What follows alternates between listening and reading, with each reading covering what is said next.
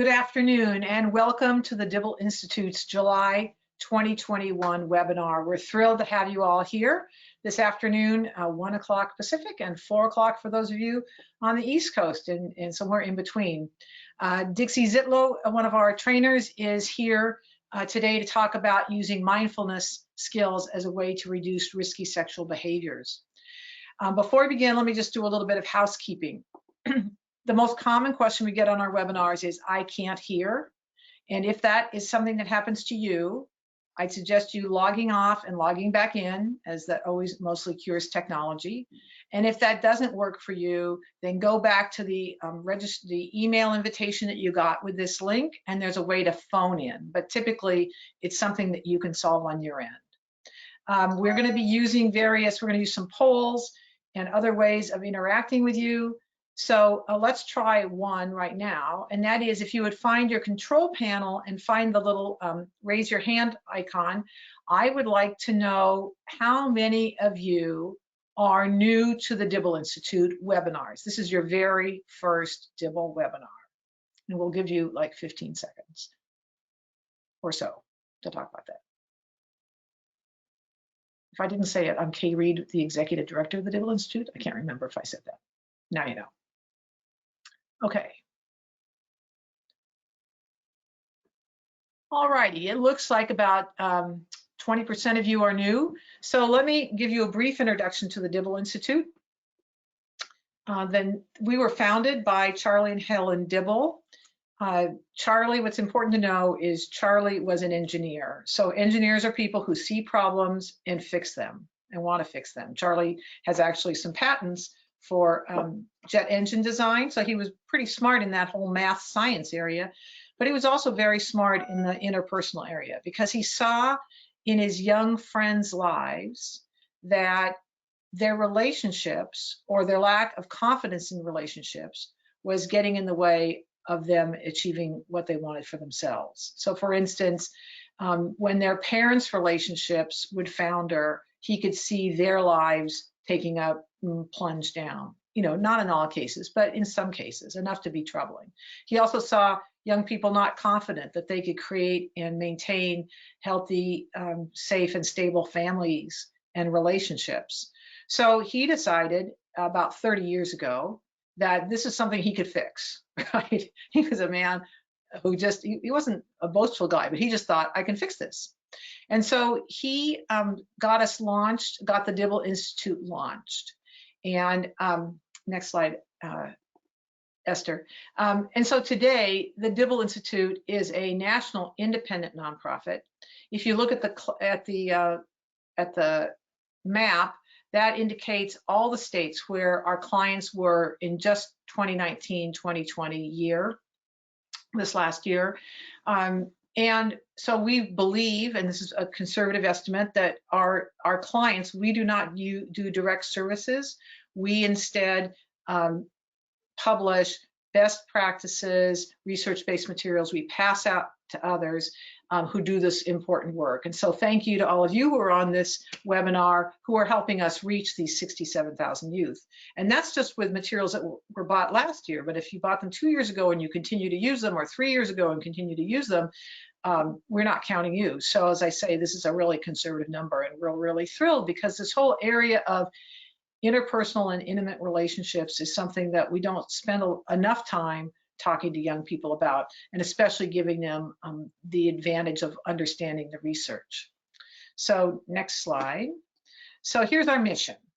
We empower teens and young adults with knowledge and research-based skills to successfully navigate their intimate relationships.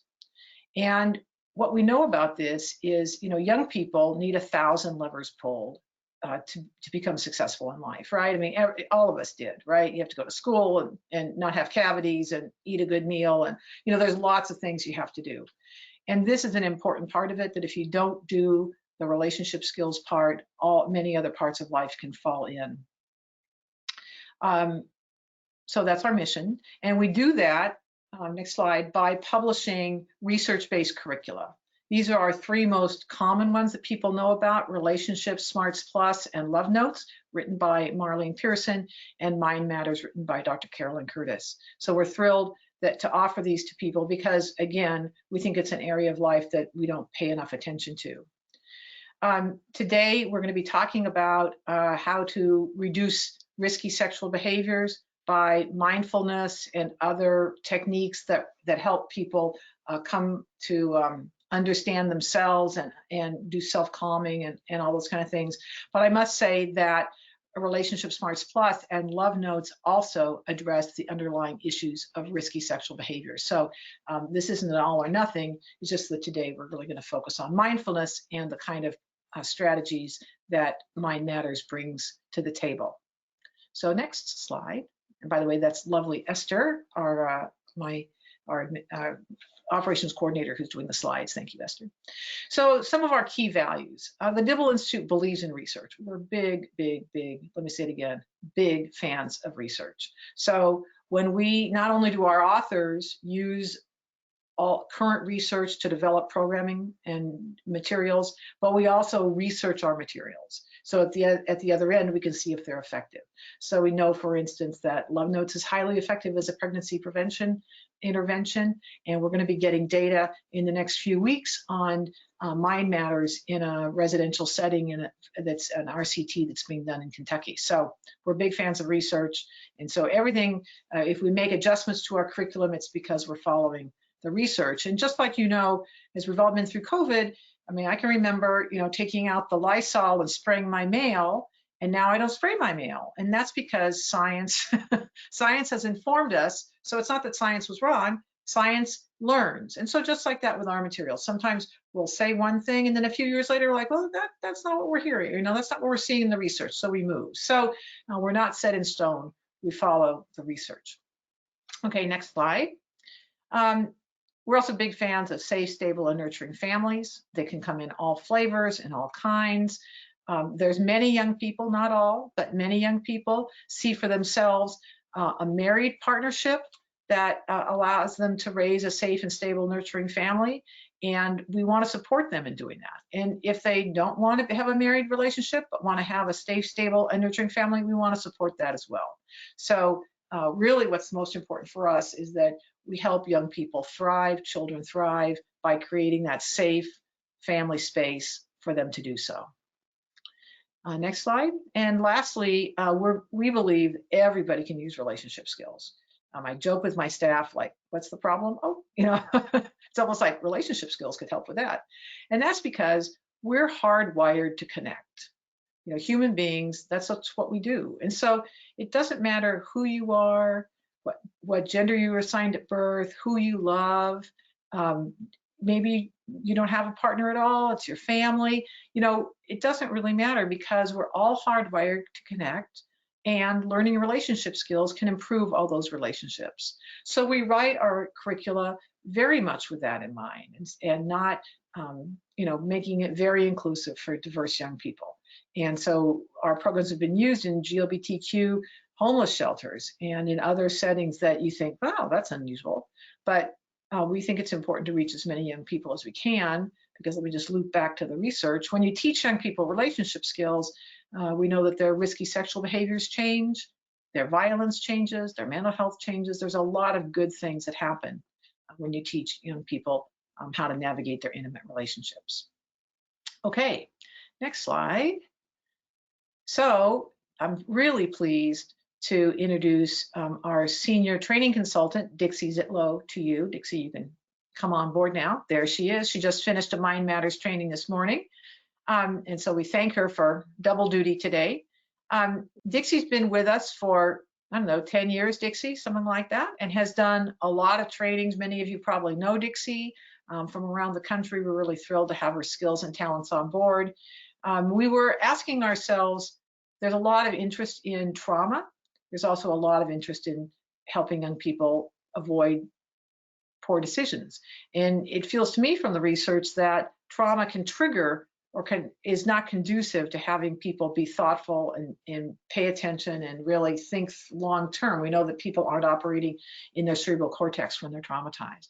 So I asked Dixie to dive into that question about how can we help, besides a program that is more addresses sexual behaviors like Love Notes or Relationship Smarts Plus, but how might a program like Mind Matters impact that as well? So I leave you to Dixie. Thank you, Dixie, for coming, and thanks all of you for attending today. Well, thank you, Kate, for the kind words and also for including me in on this webinar today. And thank all of you for being here as well. I'm really looking forward to talking about this. I got to talk about this also at the Shift conference in North Carolina some months back. And it's a topic kind of, really important to us at this time. Now, notice that Kay already mentioned this, but I'm mentioning it again, is that we're really living in some challenging times right now, right? We're dealing with the trauma of the pandemic, and that can look like isolation, anxiety, for some people, depression. And when we're talking about our young people, it's also like, wait a minute, you just shifted everything on me. I don't even know what I'm supposed to be doing right now. So what can we do about that? So one way is to become aware of what's happening with our emotions and our bodies and our brains. And you're going to hear me say this several times today. And then this is also the key to being more likely to making less risky decisions. Now, I know I was a teenager at one time. I'm having a feeling, or I'm pretty much for sure that everybody out there was also a teenager at one time. And so making decisions and learning how to make decisions is all a part of growing up. So this is really where the mindfulness and the social and emotional well-being come together and interlink with one another. When we can learn some mindfulness exercises, a person can more easily self-regulate. And then this can lead to that healthier decision making that we're going to be talking about, especially if we're talking about pregnancy prevention and making healthy choices, making choices that we want to intentionally make. Now, we recognize that there are a plethora, one of my favorite words, of things that vie for the attention of our youth, especially those that are very vulnerable, right? And so recognizing this and learning again these mindfulness techniques can really be helpful. It can help them to tune out some of the noise that goes on around them, to build resilience to the stressors that are all around them, and then to develop the skills in social awareness and also self-regulation. Next slide, please. So first of all, let's talk about the hijacked brain and how it impacts us and our lives. So you see this picture here of a brain, right? And notice the front part of the brain, that's called the prefrontal cortex, or the thinking part of the brain. And then we have the lower part of the brain, the primal part of the brain, emotional and survival, and these are also known as the hippocampus and the amygdala.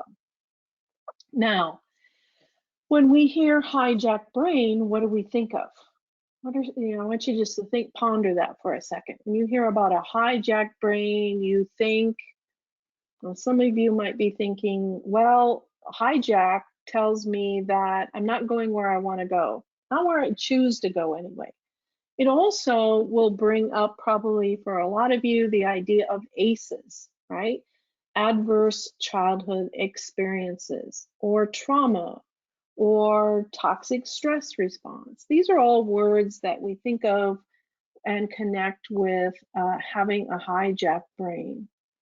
A person who's experiencing any of these aforementioned words here, they may be moving from the thinking part of their brain to that lower part of their brain, that amygdala or the hippocampus. Now, as I already mentioned, it's really been a year, right? And everyone has had to shift in how they do things. So for youth, what does this look like? This could look like or include things like school and whether I attend or not, or I'm included in attendance. School activities, what am I missing out on? Being in a place that's safe or not so safe. And then do I get to see my friends? For some over the last year, it was, am I going to get to graduate from high school? Is there going to be a graduation? I know for my stepdaughter, was there going to be a prom or not? All of this and a lot more are things that might be putting some of our youth into the zone of fight, flight, freeze, faint, or fawn. And then we can add to that also that a lot of them are in unsafe environments. So we've looked at the hijack brain. We know that our brain can be moved from thinking rationally and to that lower part of the brain of like, I'm just reacting. Next slide. Let's look at a little image here. I really like this image because it really can help us to understand what this is like. So I want you to imagine that these two people that you see sitting on top of the elephant, they're representing the thinking brain, right? They know what they should do. They've got all the skills. In fact, notice they're the ones holding the reins. They've got this, basically. They're in control of the situation. Now, the elephant, on the other hand, and I love elephants, is representing the emotional brain. It's going along, it's traveling to where it's being directed to, but then something startles it or something changes, and all of a sudden the adrenaline kicks in and the hormones, and they move from the thinking part of the brain, and this elephant is like, I'm missing my friends, or there's some food over there, or I'm getting away from this angry person. So what does the elephant do? It takes over. That's what we're talking about when we talk about the hijack brain. These people sitting on top of the elephant, they have everything they need to steer the elephant, and yet when the amygdala and the hippocampus kick in, and that's what the elephant represents, it goes wherever it wants to go, and there's not a lot that's going to stop it as well. So again, this is where when we recognize this, we can feel empowered to do something different. And what is that something different? Next slide, please. So we can grow our brains. What? Who knew we could still be growing our brains? Now, I'm not a teenager anymore. I know you're surprised by that, but what do you mean I can grow my brain? So we know that for youth, their brains are developing, especially that prefrontal cortex is developing till they're somewhere between 25 and 30 years old. And those of us who are over 30 years old, our brains can still rewire too. So what does this exactly mean? How can I grow the brain? We're going to look at that some today and actually do some of these practices. But first of all, look at this image here. Stimulus is one part and response is the other part. And when we talk about growing the brain, we're talking about growing that shaded in area where these two ideas overlap. Now, stimulus is things like events or actions or sensory experiences. And then response is, of course, am I reacting to that or am I responding calmly? If that section in between is too narrow, then I just jump, I just react from the stimulus or the event into the reaction. So what does that look like? So here's an example. Imagine that you can't find your car keys and you're really stressed out and you're in a hurry to get somewhere and you've got a lot going on in your life, right? And this leads to you looking for your keys in places that it's not going to be. Like you might look in the freezer, you might go outside and look in the doghouse, Maybe you look on the roof or in the furnace when you open that little door. I mean, unless you've been there, it's probably not in any of those places. So why are you doing this? This again is just like we said before, when that elephant takes over. So what is happening is we can't think clearly. We can't use that prefrontal cortex. So when you look at this image, the event is I can't find my car keys. And my response, because I'm not in my thinking brain, is to go, well, I'll just look everywhere. I'll look in the freezer and in the doghouse and in the furnace. Oh, okay, so now I'm just running around. But what if I could learn how to slow down, how to become curious? I could check in with my body. I could check in with my brain and my emotions. I could grow that section that we see here that's shaded. My reaction can become a response. I might even spend far less time running around my house trying to figure out what to do next. Next slide. So we also know that when our brain has been hijacked, that means that the trauma and the toxic stress is going to impact the rest of our lives. And this is true for youth, and especially because their brains are still developing, and it's also true for the rest of us. So what does that mean? It impacts the rest of our life. Like what? Remember, today we're talking about those risky decisions that we might be making. So we know that when our brain is hijacked, it can impact our education, right? It interferes with the way that we learn. I could find it very difficult to become organized or to concentrate on what's going on. Maybe it's difficult to take another person's perspective as well. It could be hard just to pay attention or to regulate my emotions in the classroom. It also can impact my relationships. We talked about this earlier today too. The skills in relationships are developed through the emotional bond with other people that we have. And this starts out obviously when we're young children with a primary caregiver. If that bond was disrupted, then that we're moving from, again, that developing thinking part of the brain into the lower part of the brain. How do I survive? It can impact our health. There is a lot of research out there about the ACEs study and toxic stress and how it impacts health. It can lead to more risky behaviors like using alcohol or drugs to self-regulate. Or maybe I'm looking for love in all the wrong places. That is a possibility as well. And then how I respond and interact with other loved ones in my life. Do I have a trusted adult or any support people in my life? I don't. Why? Maybe because of my reactions or the fact that I can't trust.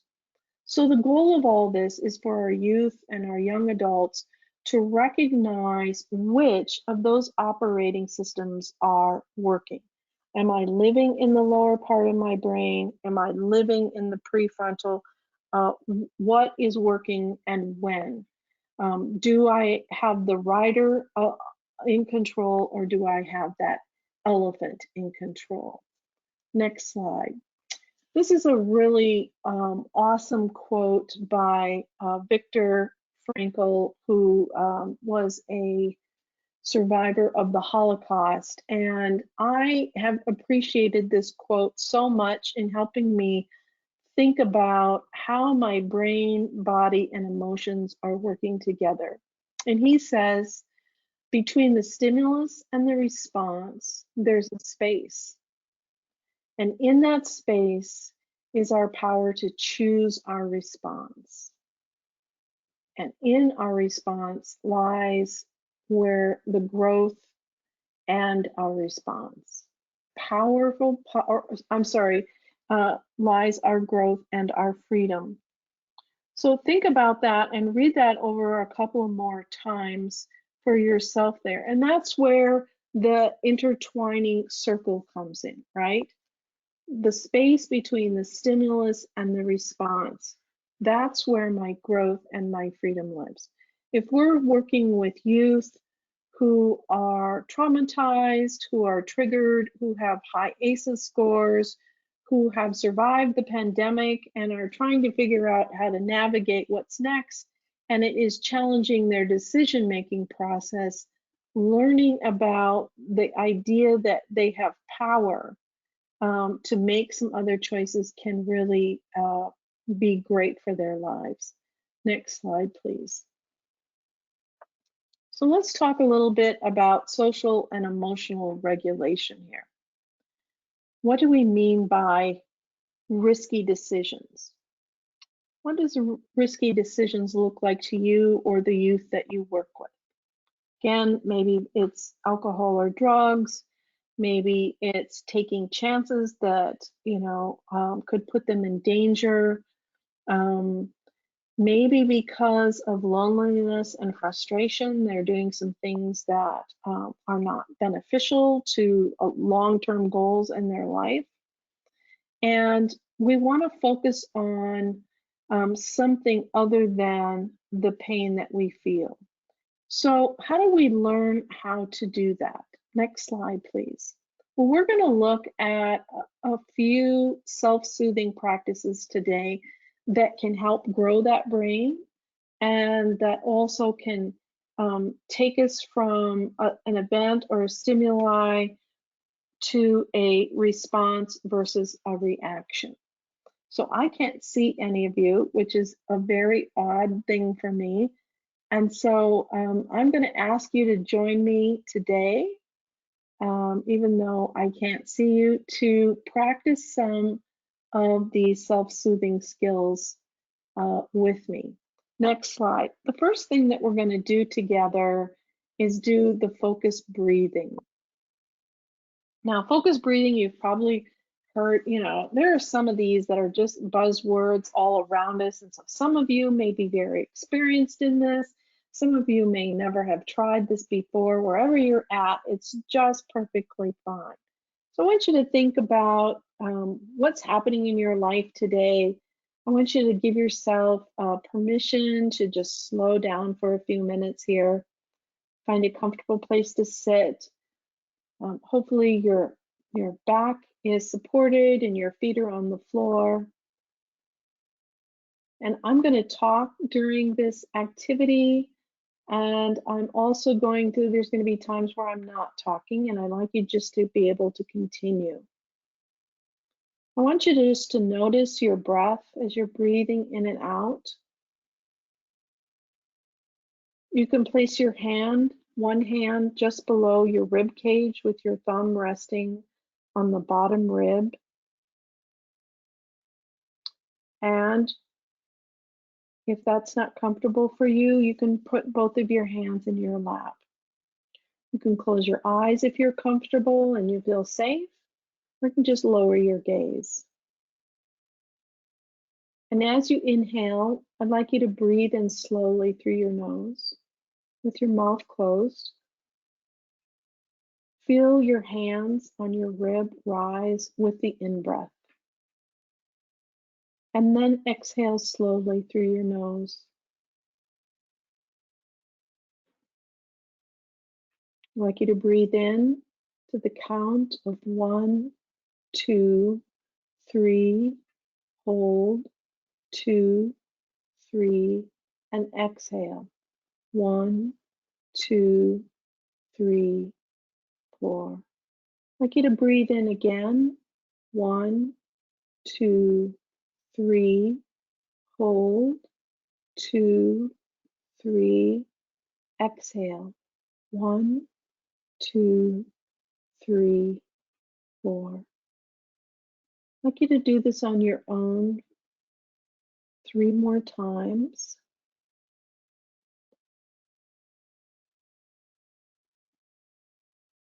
Remember, you're inhaling slowly through your nose. There's no rush. You can feel your belly rise.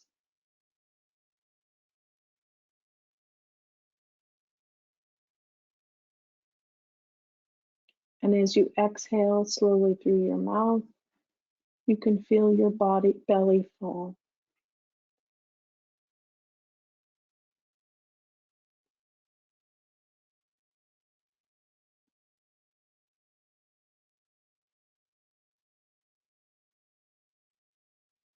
Okay, we'll do one more together. You breathe in, 1, 2, 3, and hold, 2, 3, and exhale, 1, 2, 3, 4.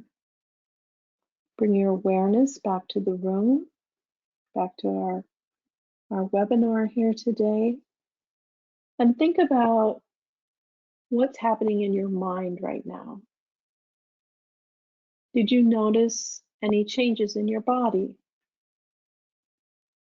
Did you notice how you see the room around you at the moment? And just take note of those things and notice. There's no wrong way that you should feel and no right way that you should feel. We just want you to notice. The next slide. Now, another one of these soothing exercises that can make us mindful of what's going on around us, especially if we have a lot of stress. I know as adults, we have a lot of stress, but we also know that our young people have a lot of stress in their life. So doing this exercise can help them to focus to the moment, to bring them into the moment. And this is one of my favorites. I use this when I go bike riding.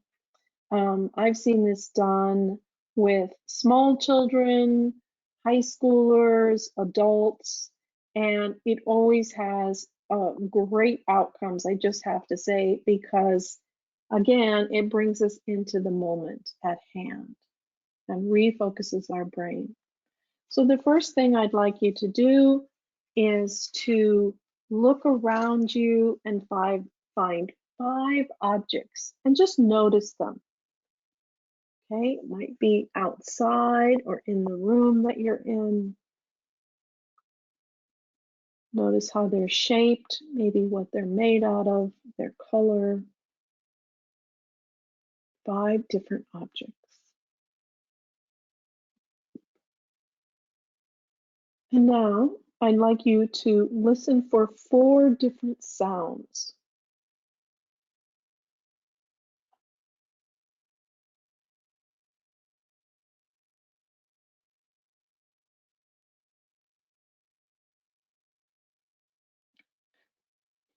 Now I'd like you to turn your focus to 3 different body sensations.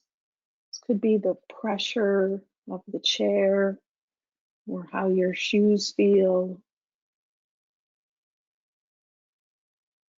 3 body sensations.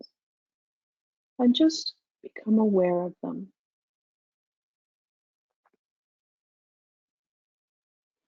Now turn your focus to 2 odors that you smell.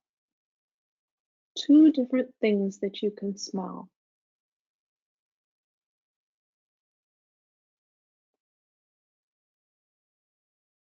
And last, I'd like you to focus on 1 taste in your mouth.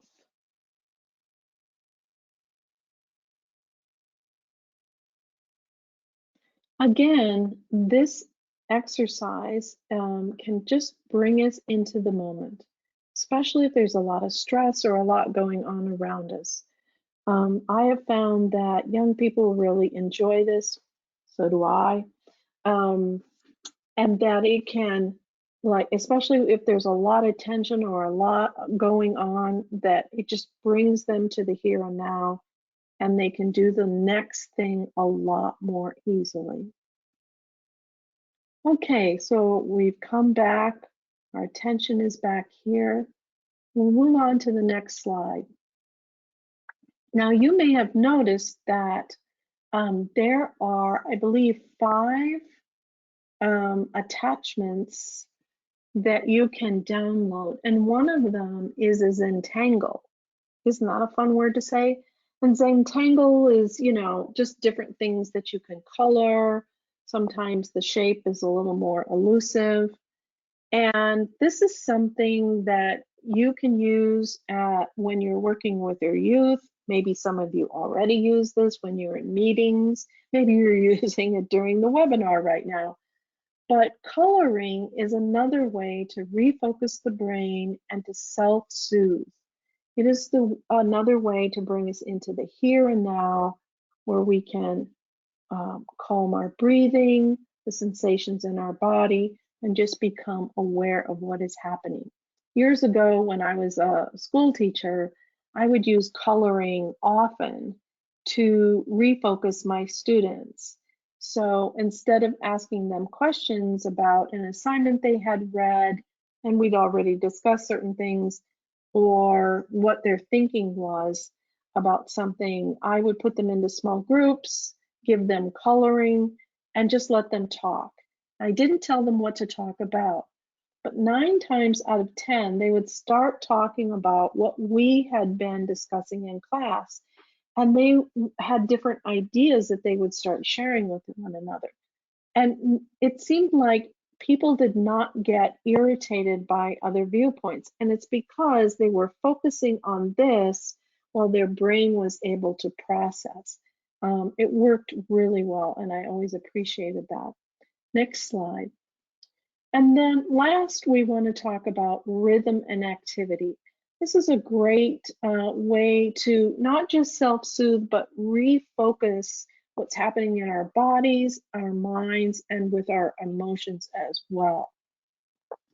Now, sometimes when our young people are really struggling with those 3 things, getting them up and having them become active can rewire parts of our brain. We know that there are some powerful examples of using rhythm and music in rewiring the different parts of their brain. You might see this in some communities. Like we know that indigenous people use drumming and chanting as a way of healing in their community, or to process different events that have happened.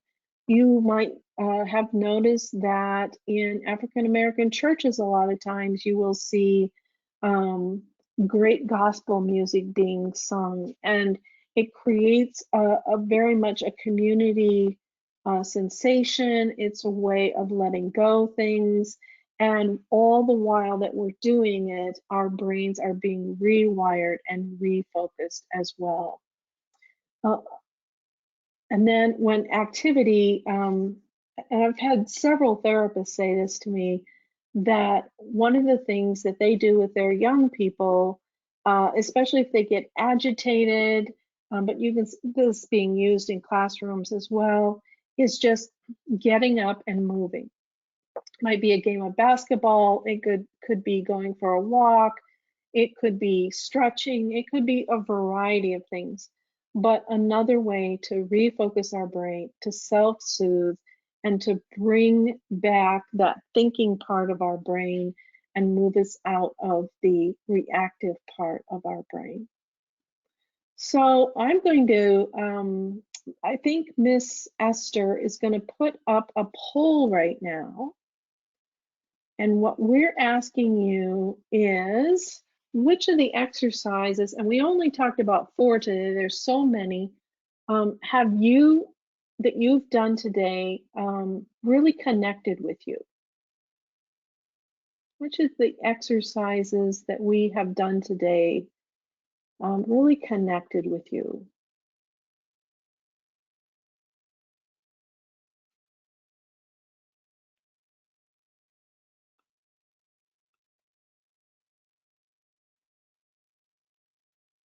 Okay, great. A lot of you really like the focused breathing, and then the awareness of rhythm, music, and exercise. Yes, and the other 2 had some very good percentages also. And thank you for that, Esther. We know that Not every one of these self-soothing exercises works for everybody or every day of the week, right? Sometimes we just need to change things up depending upon what's going on with us. So thank you guys for your responses on the poll there. I hope that you will use them in your work, especially on stressful days. And if you're being challenged with decision making that is difficult, that you will take a little time for yourself to refocus and to get your thinking brain back online, as the case may be. Next slide. So, what are we going to do about this, right? The world is moving along, things are happening, and we want to help our young people to be able to be in their thinking brain so that they can make healthier choices when it comes to their relationships, when it comes to their love lives, when it comes to their long-term goals. All of those things are really, really important. So a couple of things that we did during the pandemic, like, you know, the DIBBLE Institute wasn't just sitting around twiddling its thumbs. No.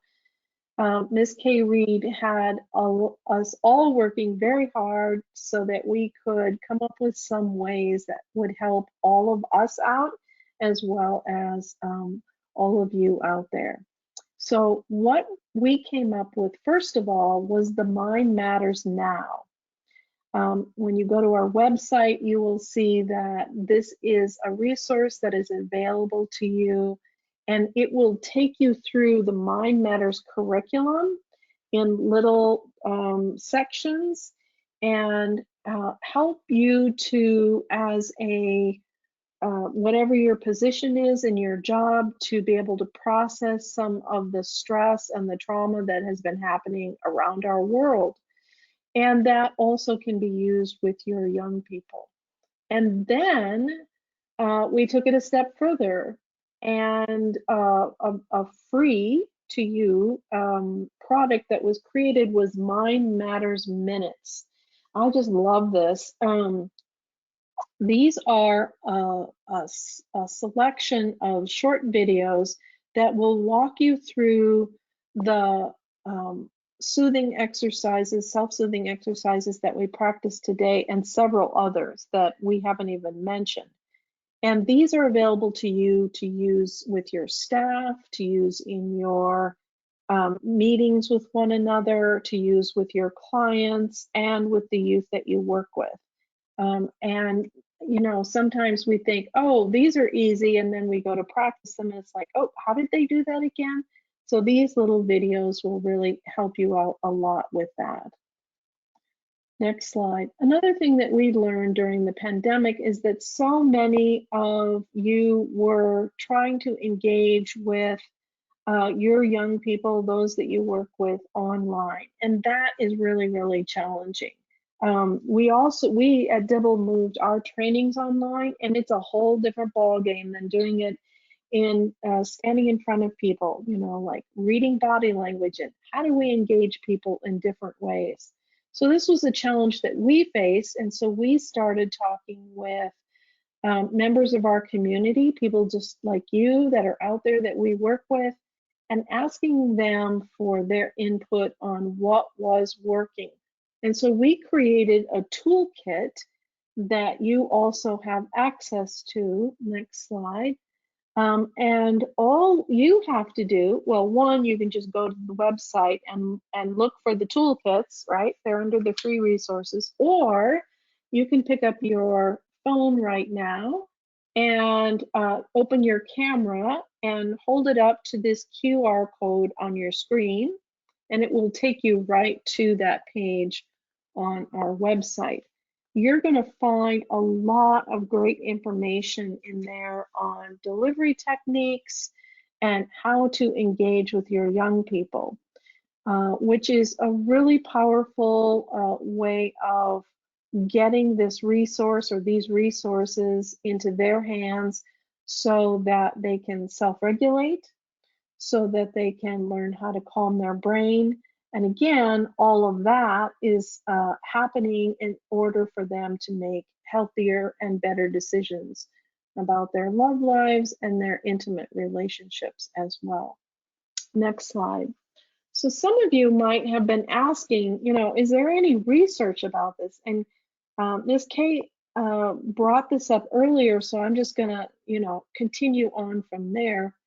Is that actually we currently have a random trial, controlled trial being done with Mind Matters. And this is being done with 86 participants at the Maryhurst Residential Treatment Center and the Kentucky Youth Career Center. So 2 places there. The average score, ACEs score of these participants is 4.9. And for those of you who may not be familiar with the ACEs scores, they range from 0 to 10. And so that's about in the middle. And this is also a higher level of trauma than we'd find on the national level. So that means that these young people have a lot of trauma in their life. And they're using Mind Matters in this study to see, like, how can we help our young people cope with this trauma, build resilience, and help them to make some healthier and safer decisions in their love lives as well. The partners that are doing these studies are reporting that youth using these skills, especially in their daily life in the residential treatment centers, that there's a lot more self-awareness. Of course, we know that means their brains are growing and rewiring, and they're able to give space instead of just reacting, just responding to what's going down. And one of the resources that you'll find on the resource sheets there is a link to the study that's being done that isn't quite finished. So these were preliminary findings that came out of there. Okay, next slide, please. So using Mind Matters and mindfulness skills, the goal is for us all to be able to help our youth to reduce the risk factors in sexual health. And another link that you'll find in those resources is a correlation between Mind Matters and the National Sexuality Education Standards for grades 9 to 12. If that's something that interests you and would be helpful to you, please find that in those resources as well. Sometimes meeting our youth right where they are means supporting them while they're developing these emotional and social regulation skills. They're learning how to self-regulate, and they're building the resilience as they learn this. And then this is where the Mind Matters comes in, right? So some of the organizations and sectors around the country that are using these skills, both with other pregnancy prevention programs like Love Notes or Relationship Smarts, are in the fields of pregnancy prevention programs that are funded federally, or juvenile justice. We see this being used in different types of facilities, agencies, group homes. We know that Healthy Marriage and Responsible Fatherhood agencies are using this.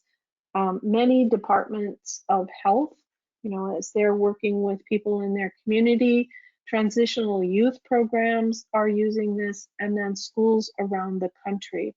There's in the resources that have been given to you, you'll also see a case study there where this is being used in a CASA program, and we're pretty excited about that. So I'm looking forward to hearing if any of you have any questions or thoughts about this information today. You can use, I believe, your question box, and I will turn it back over to you, Ms. Esther or Kay. Thank you, Dixie. That was great. We have a question from Jen, who asks, what if the child said, she broached this when you did the focused breathing exercise. So what if a child said they didn't like breathing deep or needed more movement, and that helps them calm down? How would you handle that? Well, first of all, yay for that child for speaking up, right? That is awesome. A lot of times that doesn't happen. And as a facilitator or teacher or whatever the role is there, I would encourage you to do exactly what's working for that child. We have seen that for some people, the sound of breathing in and out is very unsettling for them. So if that happens, especially if you're in a group setting, you can just say, you know, if you don't want to do this activity, if this is not for you, we just want you to sit quietly. Maybe you look out the window or you just relax your body, you count, you think about something pleasant. So we want to make sure that our young people have the flexibility of using the skills and learning the skills that work for them. And you never know, over time, after they see that this is okay, they might give it a try. You know, sometimes things work one day and they don't work another. Thank you, Dixie. That was super helpful. So if you have other questions, please, we're going to show you a slide with our emails on it, and you are welcome to correspond with us directly. So we thank you for joining us today. There's going to be a survey, so stay tuned for that. We'd appreciate your feedback, and we're going to archive this webinar and all the handouts on our website. We will also send you an email with that information. Next slide. Here, actually, I'll pop back up. Here I am. There I am. So we now offer, some people have asked about continuing education credits for our webinars. And while we can't offer them for every individual webinar, we have grouped webinars into two buckets. There's a violence prevention bucket and a trauma-informed bucket of 3 webinars each from the last couple of years. And if you'd like to, they're free to watch those webinars, and the CEUs I think are $20. So if you like CEUs, we're happy to come alongside and help you there. So take a look at our website at the CEU site. And then special webinar. It's actually a week from today, July 21st. There is money coming out of Washington, D.C. called ESSER funding for schools to directly address student mental well-being and the trauma associated with the COVID pandemic. And these school districts are going to be looking to community partners to provide these services. And we think the Mind Matters curriculum is meant for this moment, because it can be taught by non-professionals, non-clinicians, and can reach wide numbers of people. Other people are using Relationship Smarts Plus and Love Notes as a way to engage students. That's the other concern that educators have, is that they've strayed off and lost them, and something about My Love Life, oh my gosh, I'm so interested in that, could help bring them back. So I invite you to join me. It's on our website on the homepage to sign up. The webinar is this same time, pretty sure, next Wednesday. So y'all come, because you guys have a unique opportunity to go out and help your districts, help the students, position your agency within the school district as a go-to place for this kind of work. So please join me on that. Next slide. And then next month, we have 2 outreach educators from the Arkansas Children's Hospital. So these people are using hospital funds to do relationship education. They're teaching Love Notes as a pregnancy prevention strategy. And I thought it'd be really interesting to hear how they do it, because again, there's lots of people who are concerned about risky sexual behaviors, not just the federal government, but some hospitals. And that might help you think maybe there's some other ways we could get funding for our programs, just to understand how a hospital is doing this work. So we welcome Sarah and Charles next month. And is there a final one, Esther? That must be it. That's all. That's it. Okay. Well, we thank Dixie Zittlow. Thank you for the great job. Thanks to all of you who attended. And we'll see you, if not next week, then we'll see you mid-August when we talk about working in hospital, or working using hospital funding. Great. Thank you all. Have a great rest of your day.